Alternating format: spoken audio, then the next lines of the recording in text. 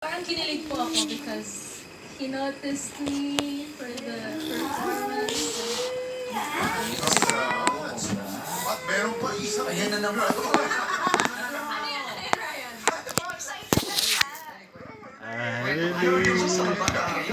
I love you. Paano yun? Ito, isa pang kinilig sa'yo. Kurado, Clarice, anong comment? Gulat ako doon. Hello, Ana! Napakaganda ng song na inawit mo. One of the most beautiful songs ever written. Ang ganda-ganda ng song. And ang ganda rin naman ng performance mo. Ang ganda ng rendition mo kanina. Yung mga ginawa mong head voice kanina, yung mga pa-arya ka. Ang ganda nagbigay siya ng ibang flavor sa song. Siguro hinahanap ko lang yung mas emotion ko, mas puso ka. Kasi itong song na to, Hallelujah, di ba? Very solemn, ang sarap kantahin ng ramdam na ramdam mo sa puso. So, I felt na medyo marami na nangyayari kanina, siguro pwede siyang bawasan pa ng konti. Mas effective siguro siya kung ibang song.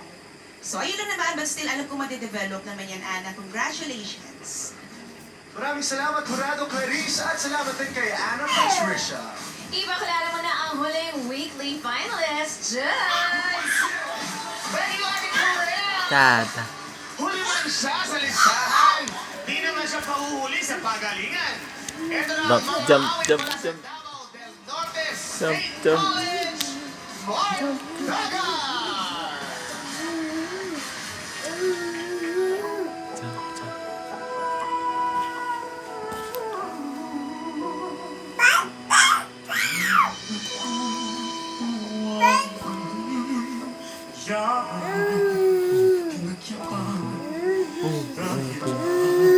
Upo.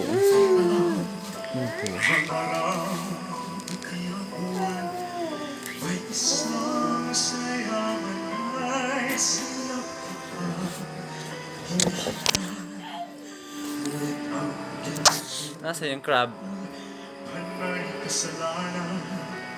Nasa na yung crab?